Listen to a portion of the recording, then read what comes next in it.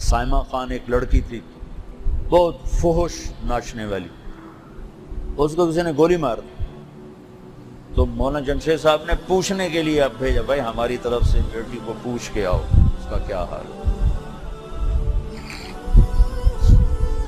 نسیم وکی کی والدہ فوت ہوگی، بڑا مشہور اداکار ہے اسٹیج کا، تو میں وہیں رائمنڈ تھا، میں جنازہ پڑھانے چلا گیا، تو وہ سارے اداکار ہی تھے وہاں آئے ہوئے، عام لوگ تو تھے نہیں، 200-300 اداکار جن کے ماحول میں شراب بھی ہے، جوا بھی ہے، زنا بھی ہے اور پیشہ اداکاری۔ میں نے سب کو بٹھا دیا اور میں نے تھوڑی سی بات اللہ کے رسول کی وفات بتائی اور تھوڑا سا حسنین کے مناقب بتائے، ان کی چیخیں نکل گئیں روتے روتے۔ میں نے کسی مجمع کو ایسے روتے نہیں دیکھا جیسے میں نے ان کو روتے دیکھا۔ ان کا رونے نے مجھے رولا دیا کہ یا اللہ ان کے اندر ایسی محبت ہے تیرے نبی کی اور ان کے گھرانے کی۔ ایک نوجوان بیٹھا تھا تو پورا وجود اس کا لرز جاتا تھا اور ایسے ایسے تڑپنے لگ جاتا تھا، چیخ نکلتی تھی اس کی، کہا ہے یہ ہماری نفرتوں کا شکار ہو، یہ کنجر، یہ طوائفیں، یہ رنڈیاں، یہ کہہ کہہ کر ہم نے انہیں کہاں سے کہاں پہنچا دیا۔ میں تو گاڑی میں بیٹھ کے روتا گیا، جنازے کے بعد جب میں گاڑی میں بیٹھ رہا میں روتا ہی گیا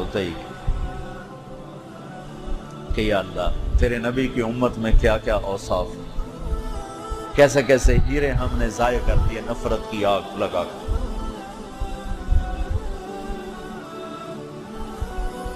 تو ان میں ایک اداکار کہنے لگا کہ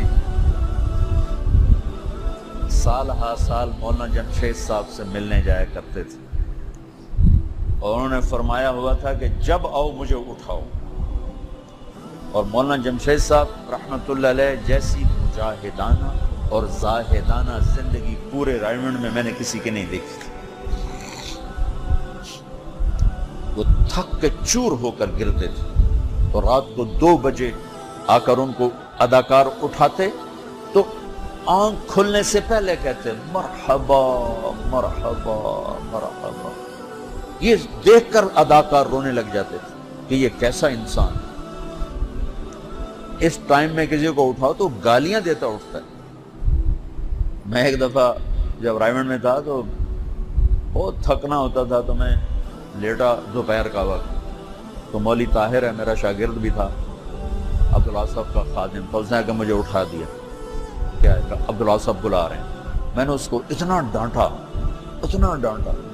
اگر تو اندھا ہے تجھے نظر نہیں آتا میں سویا ہوں، تو جا کے ان کو بتاتا کہ وہ سو رہا ہے، پھر وہ کہتے اٹھاؤ تو پھر آ کے مجھے اٹھاتے، اتنا میں نے اس کو ڈانٹا۔ حالانکہ بلانے والے عبدالوہاب میری زندگی کے سب سے بڑے محسن، جنہوں نے مجھے تبلیغ پر کھڑا کیا، جن کی شدت اور سختی نے مجھے بہت نعمتوں سے نوازا۔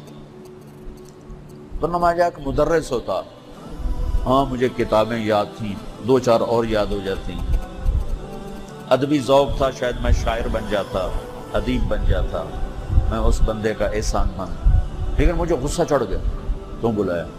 اور مولانا جمشید صاحب زندگی بھر کہ یوں ہاتھ لگاتے مرحبا مرحبا اور ساتھ ہی شروع ہو جاتے۔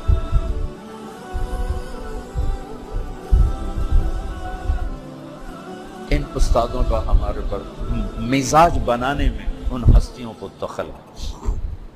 پھر مولانا سعید خان صاحب رحمۃ اللہ علیہ نے کی صحبت میں میرے سارے تعمیر کردہ سوچوں کے محل کھنڈر بنا، ٹوٹ گئے، تو میں نے تبلیغ کو، اسلام کو ایک اور رنگ سے دیکھا، جس کو میں آپ پچھلے 15 سال سے بول رہا ہوں۔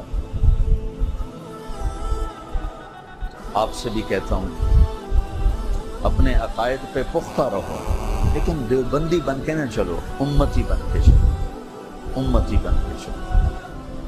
اس بھڑکتی آگ کو بجھانا ہے، اس کو بڑھانا نہیں، بجھانا ہے۔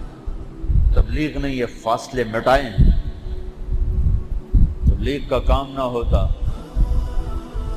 تو کتنی بڑی تباہیاں انسانیت کو دیکھنی پڑتی.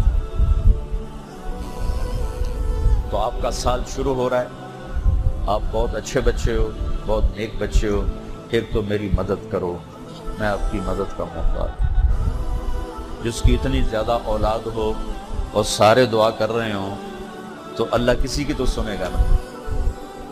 200-300 بیٹے ہوں اور سب نفل پڑھ کے دعا کر رہے ہوں اپنے باپ کے لیے تو اللہ تعالیٰ کسی کی تو سنے گا.